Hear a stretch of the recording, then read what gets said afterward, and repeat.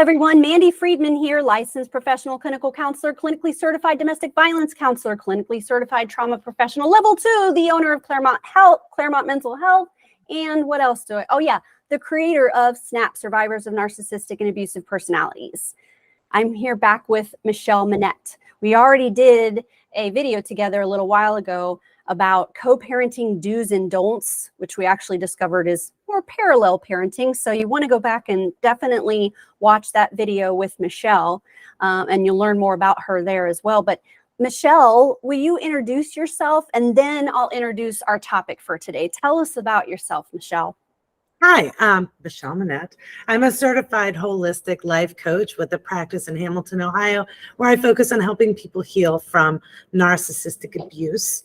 I don't know, I've been in the business for helping people for 17 years with specialties in working with children, parenting, trauma, and assessing people in and out of the prison system, and some forensic work there too. Which landed me here. Which landed you here. Right. I think working in prisons was probably a really great experience when it comes to how we got here also, right?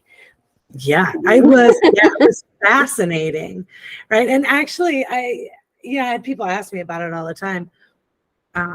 Most of the people that I worked with, right, you could kind of see their trajectory and be like, man, that could have happened to anybody, But of course, I did have to take some time and delve into what the difference is between diagnosing narcissistic personality disorder and antisocial personality disorder as a result of that experience. So, excellent. Well, that's why I need your help today. Okay. All right. So this thing has been happening to me recently. Well, not really recently. I'd say it's probably been over the past year, maybe 18 months. On my social media, I get messages calling me an ableist. And they say things like, you're villainizing and demonizing a group of people that are mentally ill, and that is ableist.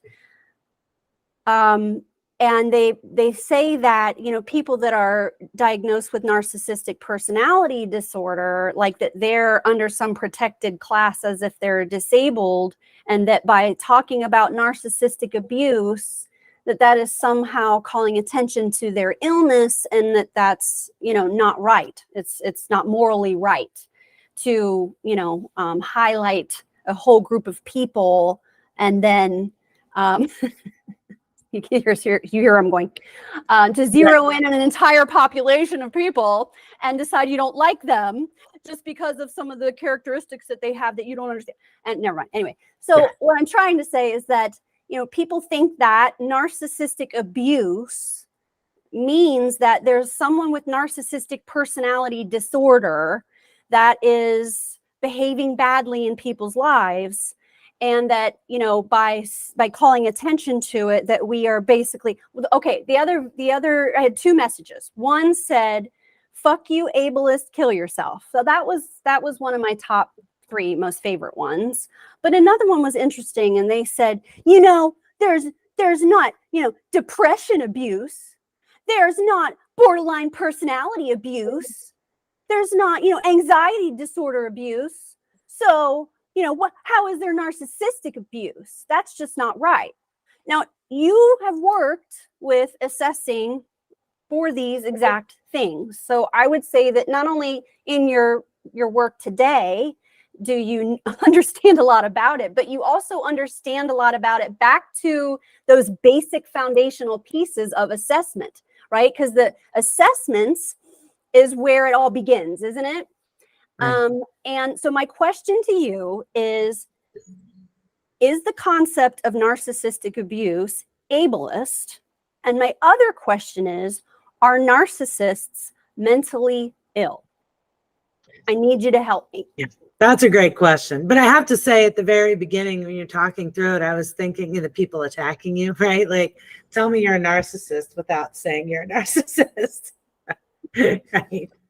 And it's an interesting point of view, that calling that ableist. So the question is it a mental disorder?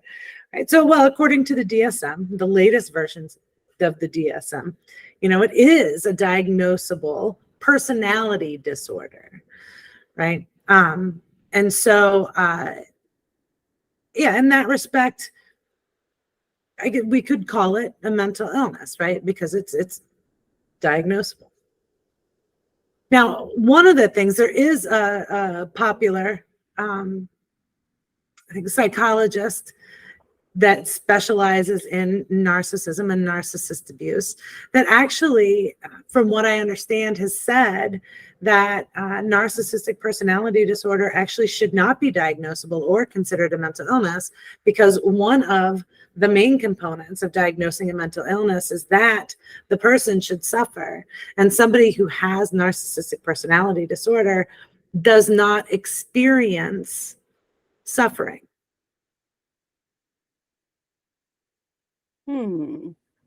Right? Yeah.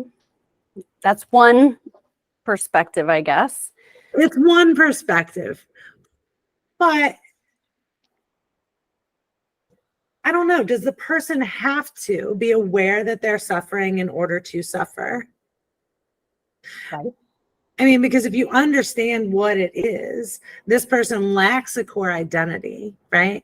Who they are becomes a moving target based on who they're around and what they want the other people around them to think that they are. They lack true human connection. One of the things that I tell my clients when I'm working with them, when they feel like it's unfair, right? Because that is part of the problem, right? Like, it's so unfair. They get to go on. They get to have another relationship. It didn't affect their job. It didn't ruin them financially, or they just don't care if it affects them in any way. But here I am in therapy, having to rediscover myself, overcome all of this PTSD that happened, the harm. And what I end up saying is, would you trade places with them? Would you want to live the life that they're living? Right? Because we have an awareness, those of us without a personality disorder, at least without narcissistic personality disorder, we have an awareness of the things we would be missing out on that would equate to suffering for us if we were missing out on them. The beauty, because it's impressive from the outside to observe, the beauty of narcissistic personality disorder is that it cocoons the person into not even being aware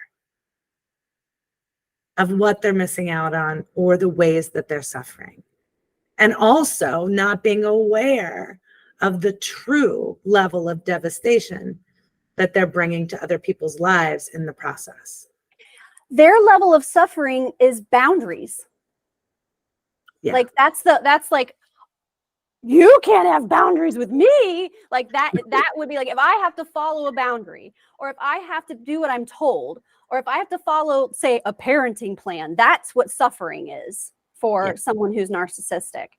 But also, it depend on the concept of narcissistic abuse, right? Like, what is our definition of narcissistic abuse? Because when we're saying narcissistic, that's a descriptive term. And it's also a trait or an element that exists in varying degrees in all kinds of different personalities. So if we're defining narcissistic abuse as at the hands of someone with narcissistic personality disorder, guess what? They're not going to be that many, because how many people with narcissistic personalities are going and getting diagnosed, first of all? It's fair. Doesn't happen unless maybe they're in prison. Or someone forced them, or they're a more self-aware version of a narcissistic person.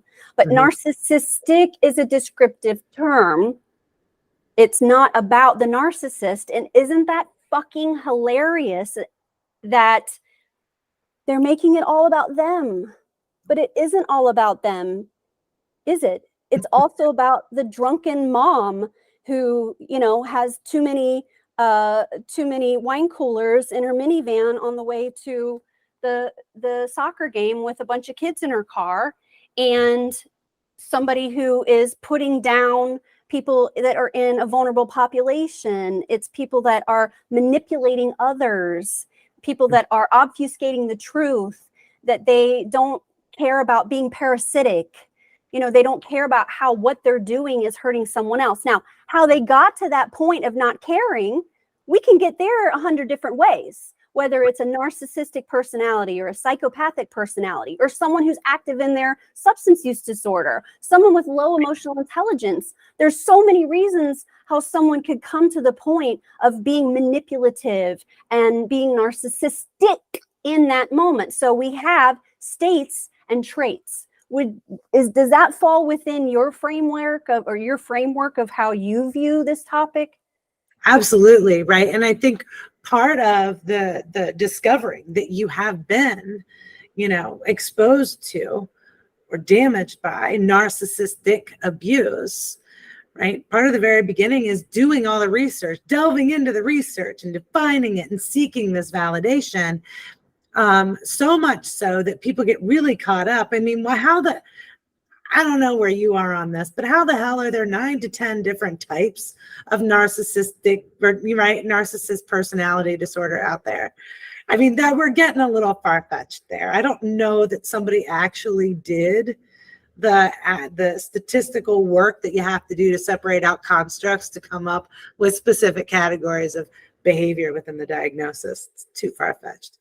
But that's the result, right? Like, oh, do I have a malignant, or is this person APD, or are they this? And what it comes down to in the end, it doesn't matter. It does not matter. We're looking at the behaviors that are happening now, right? It doesn't matter where it came from. And oftentimes, sometimes it helps people to understand in order to heal. I get that. Take some time and room. I'm definitely one of those people. You know, I want to delve into it. But at some point, it gets in the way of your healing.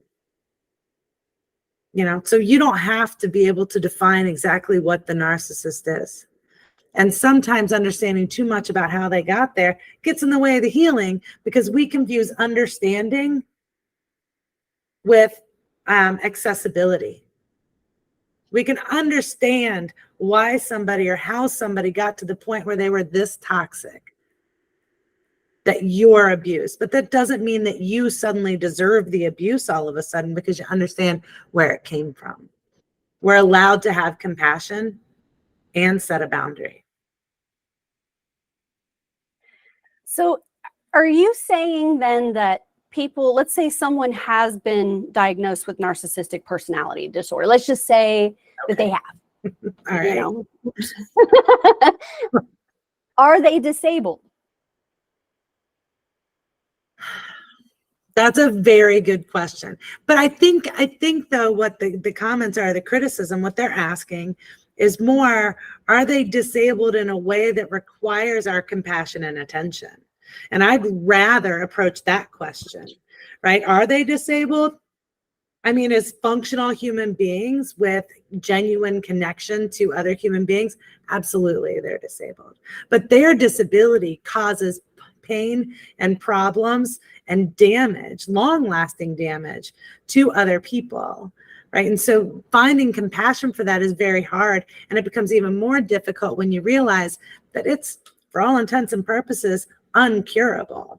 And I don't think people know this, but they're really not supposed to be in treatment, right? Unless, never group therapy. I was just going to say, especially not systemic. Yes. And individual treatment only with somebody who is extensively trained and educated in working with them so they can set the appropriate boundaries. Because otherwise, their disorder gets worse or better, depending on how you're looking at it, right? But they get better at the abuse and the damage that they bring to others. So is it ableist to recognize the resulting trauma in the victim of somebody that has a personality disorder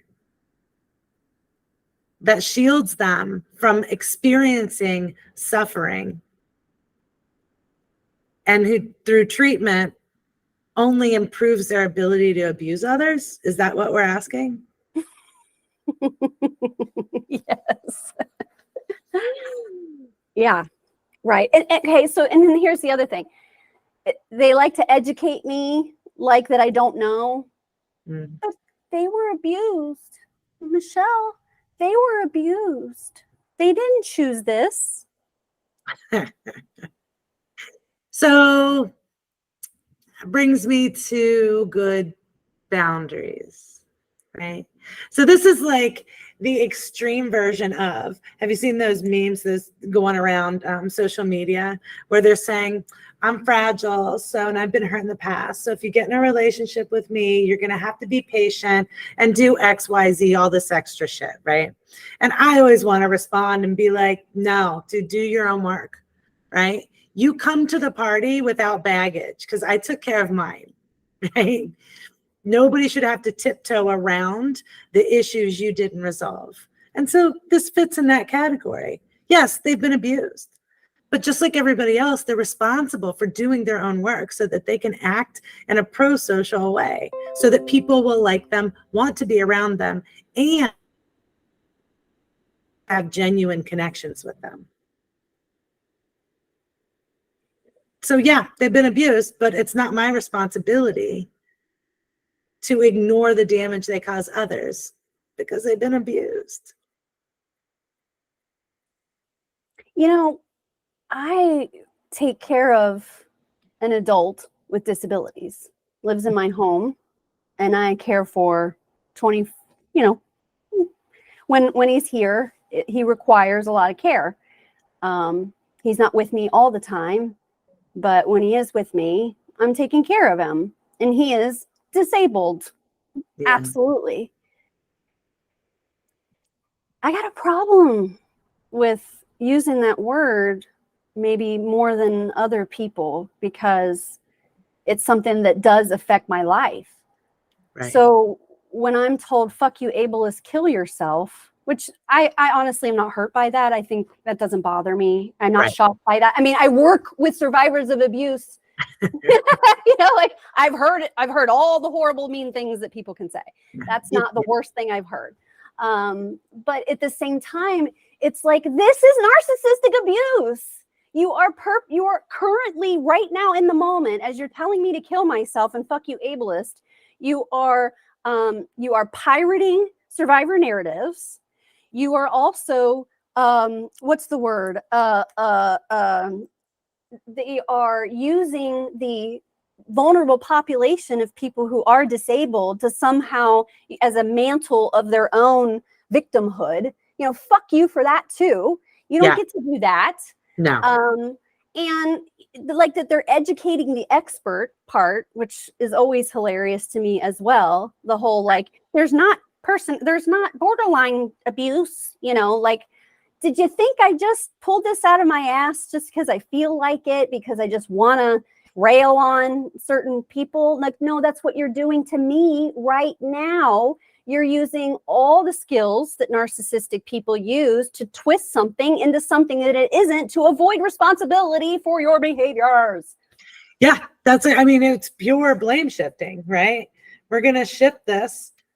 Yeah, we're going to shift this into not being about me. Wait a minute. We can't assume, right, that the person sending you the comment was a narcissist.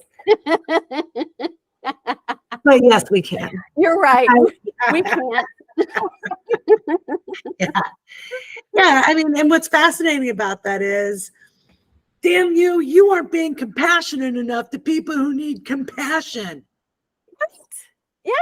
Right. Yeah. Or, I mean, okay, how about this?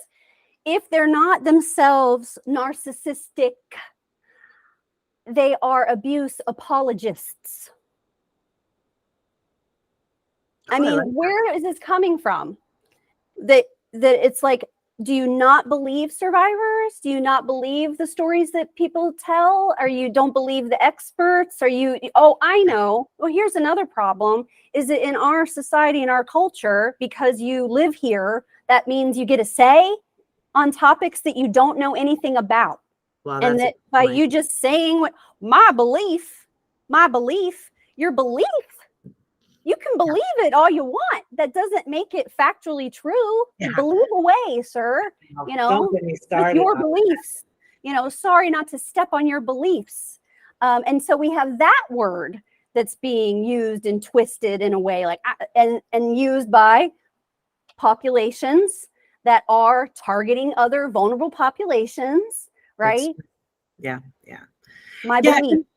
Right. And I really think if we want to give some credence to the idea, right, that people who have narcissistic personality disorder suffer in some way, are the survivors of their own forms of abuse, whether it's active abuse or neglect, then my response is, it's not pie, right? Both can be true at the same time, right? And both are true at the same time. Narcissists aren't, what do they say? They're not born, they're created, right? So they do come out of forms of abuse, right? Or it's too much or not enough.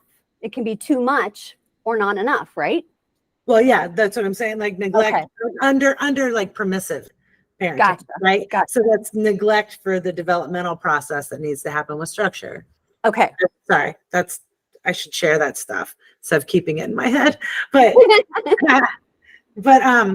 but yeah, so they both exist, right? They were created from abusive or neglectful or permissive situations, right? And also they have victims who are arguably suffering the worst form of emotional abuse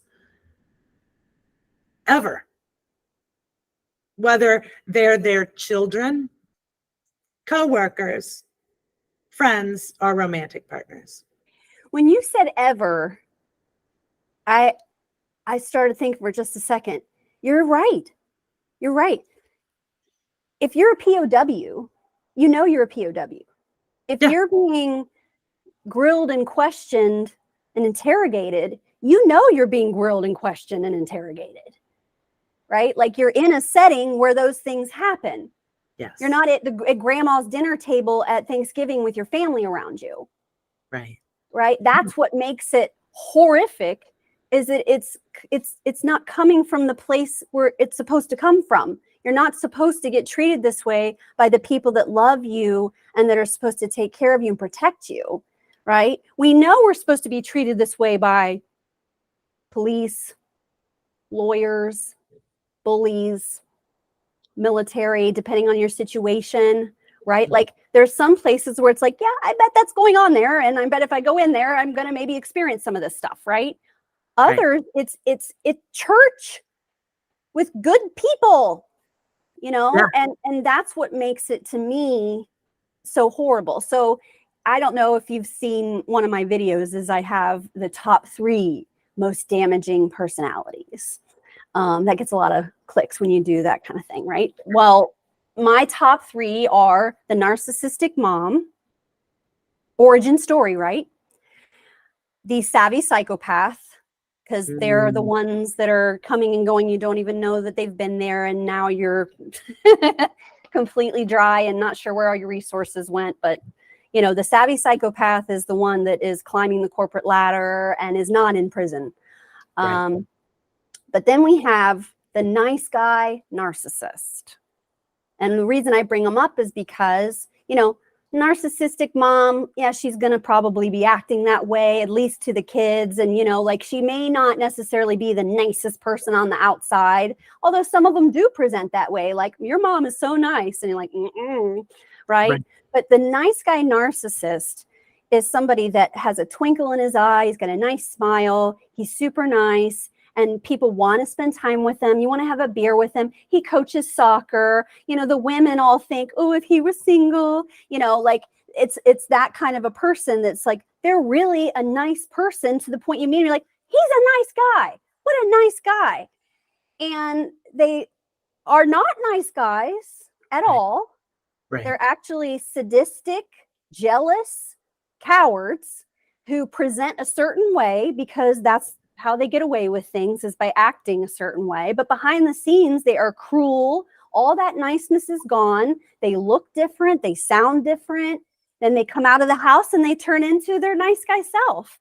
And so to me, that aspect of it is what makes it so much worse in terms of forms of abuse is because of that malevolent creativity that we've talked about, that people don't believe it when it's right in front of their own face, that when you use terms like narcissistic abuse, everybody shits their pants and gets all wound up about it.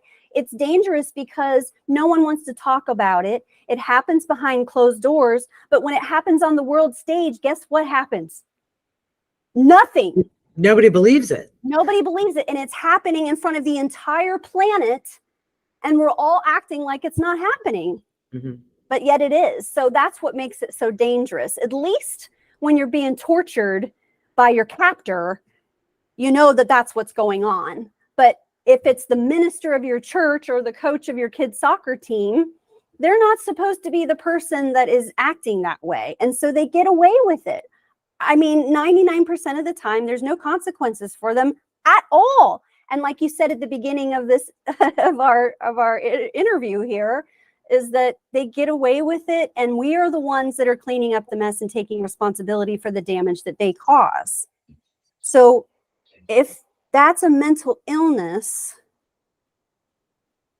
it would only be mentally ill in terms of one book, because it falls under a category in the book. Yeah, well, I mean, the Diagnostic and Statistics Manual that they get together and update every few years. Yeah. That is also neglectfully behind the times on a lot of subjects. It is. But I'll also, like, from another perspective, though, I mean, it's a disordered way of moving through life. Okay. Which puts it in that Diagnostic and Statistics Manual, right? So we can agree that this is not a healthy way to live life. So that's where, that's where it goes and that's where it belongs. But just because it's in there doesn't mean every single one is worthy of sympathy and compassion and a protected status, right? I mean, maybe sympathy and compassion to a point. Right? Like, I have sympathy for the child that grew up in that home, that had to develop these personality traits in order to protect themselves from the emotional abuse they were undergoing. But that doesn't mean that I don't need to hold them accountable for the damage that they cause others, or that we shouldn't be, And I think that other thing got into gaslighting, which I love and I'm looking forward to breaking down, right? I mean, the main reason that narcissistic abuse is so unique and is the worst, I would argue, arguably the worst form of emotional abuse, is because of the gaslighting. And I believe that we have future plans to dissect that term, because people are using it way too casually and way too freely without understanding the depth of the trauma. Gaslighting is probably the cornerstone of CPTSD as a result of this. This is why I'm talking to you, because you speak my language. Yes. That's what we're doing next. Okay, awesome. Michelle, thank you so much for talking to me about this. These are the thoughts that are like rolling around in my head a lot of the time. And it just feels so good to talk to someone that it's not just anyone. And so I'm just talking to anyone. I'm talking to somebody that has 17 years of experience working in mental health, and including in this setting where we would study these exact personalities. So you're someone who knows who you're talking about, and you know it in a personal way, and you know it in a professional way. So thank you. This helps me a lot. I'm feeling a lot better after our conversation. I'll send me the bill. It is too. It is. It's nice to talk to another professional, who's specializing in this and actively working to help people heal from it. That greater level of understanding is just so special, right? All right. Yeah. Stay tuned. I just want to point out, it's not just our beliefs. My beliefs. I got some beliefs. All right. Stay tuned. Next time with Michelle Minette, gaslighting. Can't wait. I'll see you next time. Thanks, Michelle. Thank you, Mandy. Bye.